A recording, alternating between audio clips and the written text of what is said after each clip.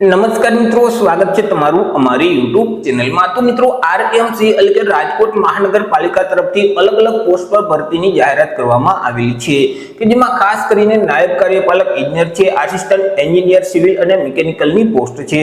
તો આ ભરતી વિશે આપણે તમામ પ્રકારની માહિતી એક જ વિડીયોમાં મેળવશું, પરંતુ તે પહેલા વિડીયો ગમે તો લાઈક ને શેર કરી દેજો, ચેનલમાં નવા હોય તો ચેનલને સબસ્ક્રાઇબ કરી દેજો।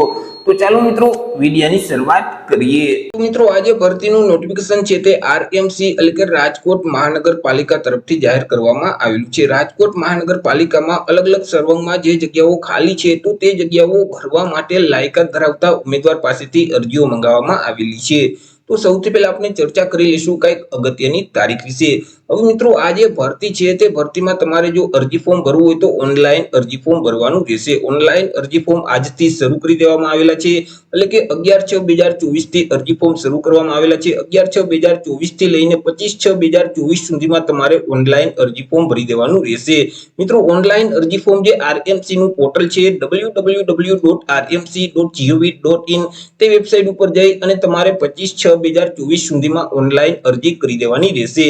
પરંતુ મિત્રો, તમે જો ઘર બેઠા જ ઓનલાઈન અરજી ફોર્મ ભરવા માંગતા હોય તો અમારા જે WhatsApp નંબર છે 8799608249, તો આ નંબર પર તમે WhatsApp પર મેસેજ કરશો કે અમારે આરએમસી માં અરજી ફોર્મ ભરવું છે, તો તમને નજીવી ફી સાથે ઘર બેઠા જ ઓનલાઈન અરજી ફોર્મ ભરી દેવામાં આવશે। ચર્ચા કરી લઈએ કે કઈ કઈ પોસ્ટ છે, તેમાં કુલ કેટલી જગ્યા છે, કેટેગરી મુજબ કેટલી જગ્યા રહેશે। તો અલગ અલગ 4 પોસ્ટ પર આ ભરતીની જાહેરાત કરવામાં આવેલી છે કે જેમાં સૌથી પહેલી પોસ્ટ છે તે નાયબ કાર્યપાલક ઇજનેર સિવિલની પોસ્ટ છે કે જેમાં કુલ 2 જેટલી જગ્યા છે।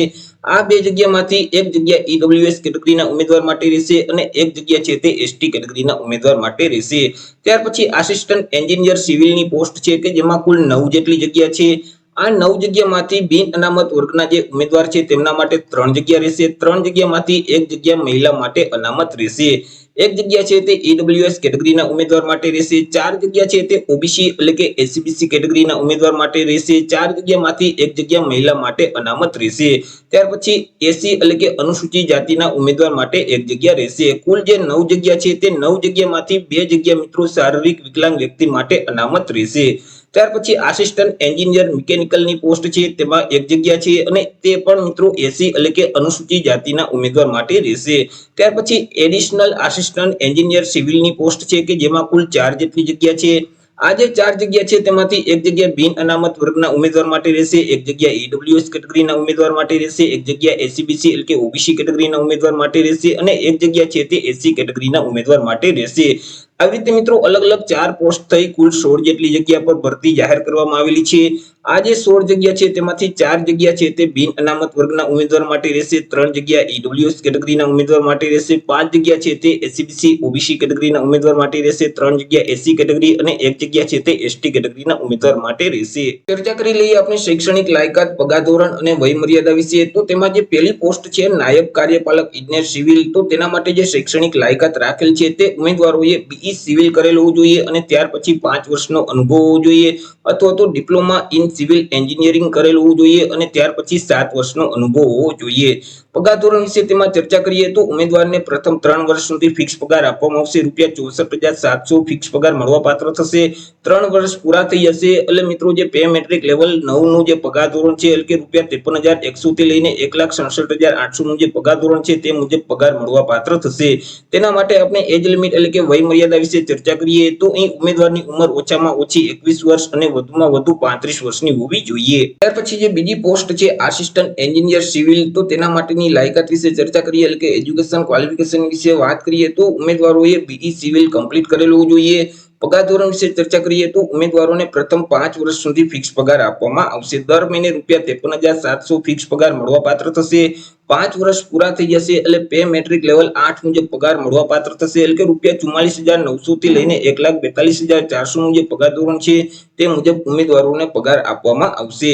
એજ લિમિટ એટલે કે વય મર્યાદા વિશે ચર્ચા કરીએ તો ઉમેદવારની જે ઉંમર છે તે ઓછામાં ઓછી 18 વર્ષ અને વધુમાં વધુ 35 વર્ષની હોવી જોઈએ। પછી જે ત્રીજી પોસ્ટ છે આસિસ્ટન્ટ એન્જિનિયર મિકેનિકલની, તો તેના માટે આપણે લાયકાતની વાત કરીએ તો ઉમેદવારોએ બીઈ મિકેનિકલ કમ્પ્લીટ કરેલું હોવું જોઈએ। પગાર ધોરણ વિશે ચર્ચા કરીએ તો ઉમેદવારોને પ્રથમ 5 5 વર્ષ સુધી ફિક્સ પગાર આપવામાં આવશે.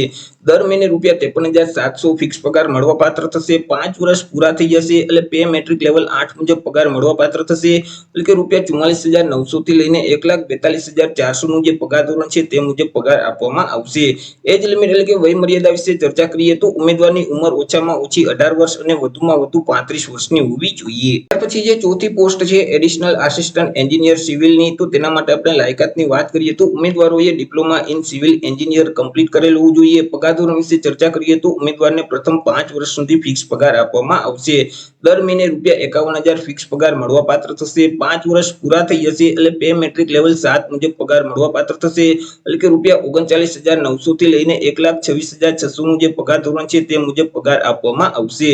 એજ લિમિટ એટલે કે વય મર્યાદા વિશે ચર્ચા કરીએ તો ઉમેદવારની ઉંમર છે તે ઓછામાં ઓછી 18 વર્ષ અને વધુમાં વધુ 33 વર્ષની હોવી જોઈએ. તે સિવાય મિત્રો જે બીટેક સિવિલ અને બીટેક મિકેનિકલ જે ઉમેદવારોએ કમ્પ્લીટ કરેલ છે તો તેવા લાયકાત ધરાવતા ઉમેદવારો પણ આ ભરતીમાં અરજી ફોર્મ ભરી શકશે.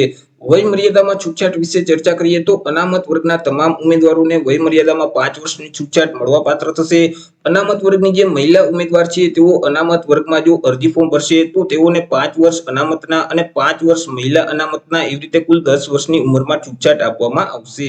વાત કરી લઈએ અરજી ફી વિશે તો અહીં જે બિન અનામત વર્ગના પુરુષ ઉમેદવાર છે અને બિન અનામત વર્ગની મહિલા ઉમેદવાર છે તેઓએ પરીક્ષા ફી તરીકે ₹500 ભરવાના રહેશે. તે સિવાય અનામત વર્ગના તમામ ઉમેદવારો છે તો તેઓએ પરીક્ષા ફી તરીકે ₹250 ભરવાના રહેશે. અહીં મિત્રો પરીક્ષા ફી છે તે તમારે ઓનલાઈન જ ભરવાની રહેશે. તો આવી રીતે મિત્રો આરએમસી એટલે કે રાજકોટ મહાનગરપાલિકા તરફથી અલગ અલગ પોસ્ટ પર ભરતીની જાહેરાત કરવામાં આવેલી છે કે જેમના ઓનલાઈન અરજી ફોર્મ આજથી શરૂ કરી દેવામાં આવેલા છે અને તમારે આરએમસી ના પોર્ટલ ઉપર જઈ 25/6/2024 સુધીમાં ઓનલાઈન અરજી કરી દેવાની રહેશે.